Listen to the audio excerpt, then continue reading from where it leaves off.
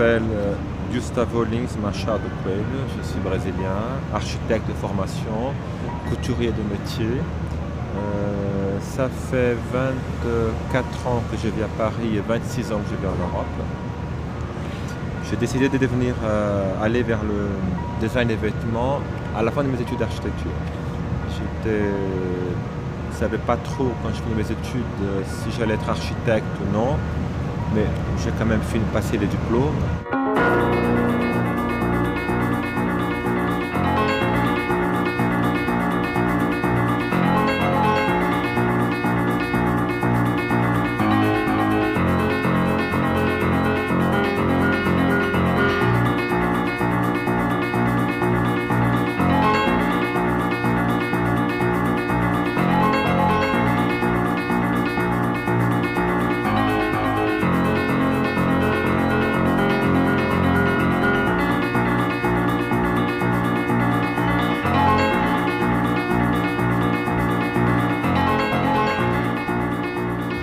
Les vêtements m'ont toujours fasciné. Depuis tout petit, je viens d'une famille très nombreuse.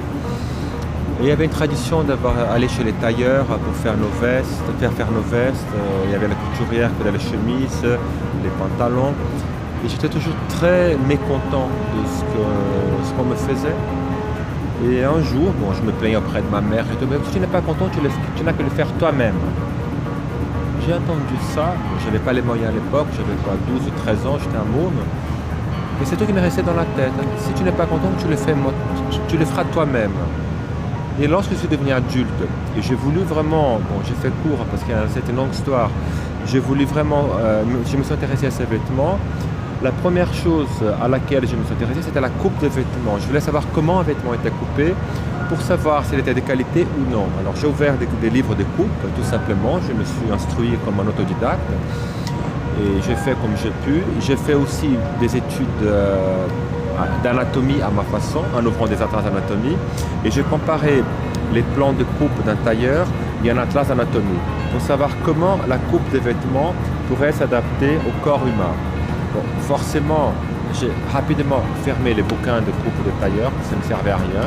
Et j'ai étudié plutôt les trucs de l'anatomie qui étaient beaucoup intéressants, parce que là, je voyais des possibilités énormes au niveau des constructions.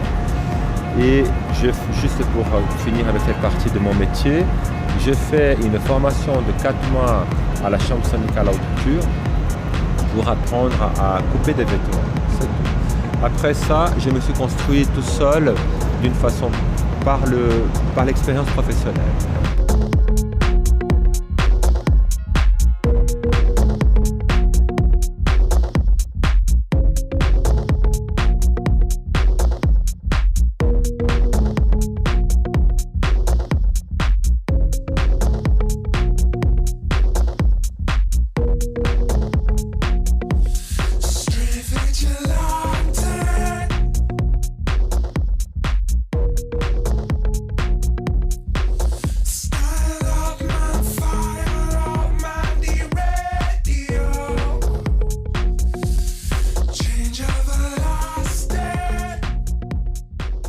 Avant de monter ma société, je suis resté modéliste pendant 12 ans. J'ai travaillé pour des grandes sociétés, des grands noms de la mode, qu'ils soient masculins ou féminins. Et après cette expérience, il y a 10 ans, j'ai décidé de monter ma société. C'est moi qui ai choisi de faire cette société. C'est moi qui ai choisi de construire des collections comme un architecte. Et petit à petit, l'histoire s'est faite au fur et à mesure.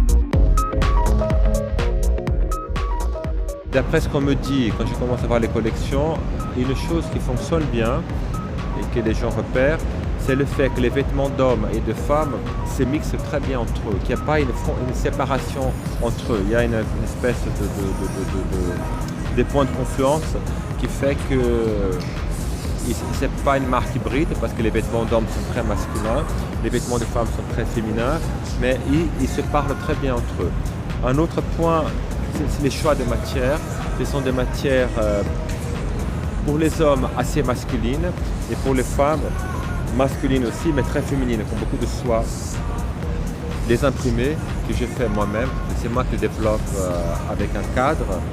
Et une fois que je fais les cadres en soie, je l'envoie dans une usine en Italie qui nous les fait d'une façon industrielle. Là, le kimono est un vêtement qui m'intéresse particulièrement parce que c'est à partir de là que je crée les volumes, les drapés et les mouvements et toutes les torsions et les cuirs associés à la soie. Après, la silhouette, bon, j'essaie qu'elle soit les plus fluide possible. Je préfère libérer la taille, faire en sorte que les vêtements coulent sur les épaules, à partir des épaules. Le mélange de... Je dirais que c'est un baroque minimaliste ce que je fais. Parce que je pars des plans extrêmement plats et j'ai créé toujours un accident baroque comme une torsion sur le dos ou un pincé ici.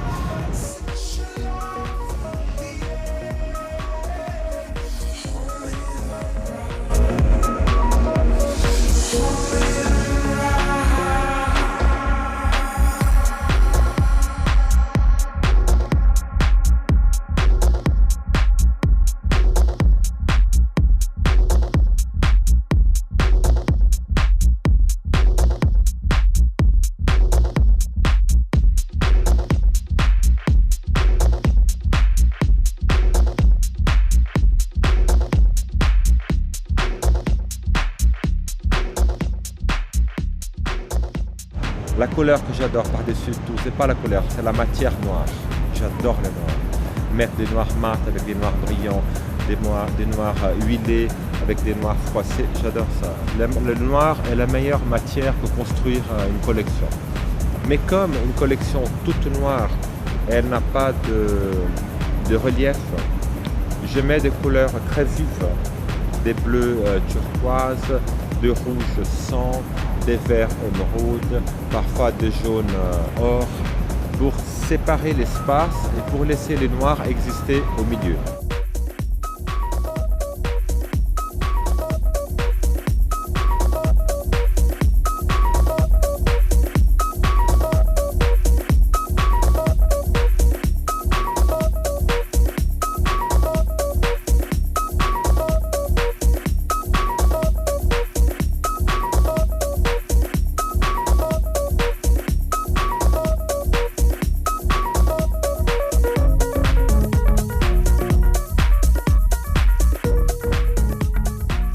Les couleurs que je vous ai citées, elles sont présentes ce soir.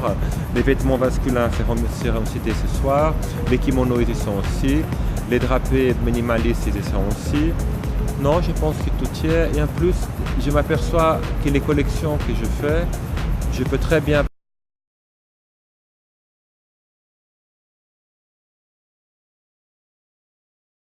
Ça fonctionne.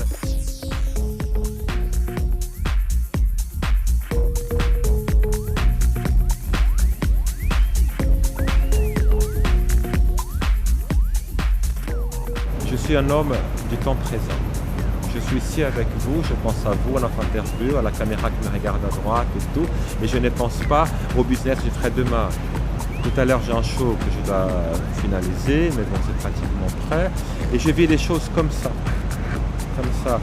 C'est le seul moyen que j'ai de calmer mon angoisse de l'existence. Je suis très nerveux, très angoissé, très anxieux.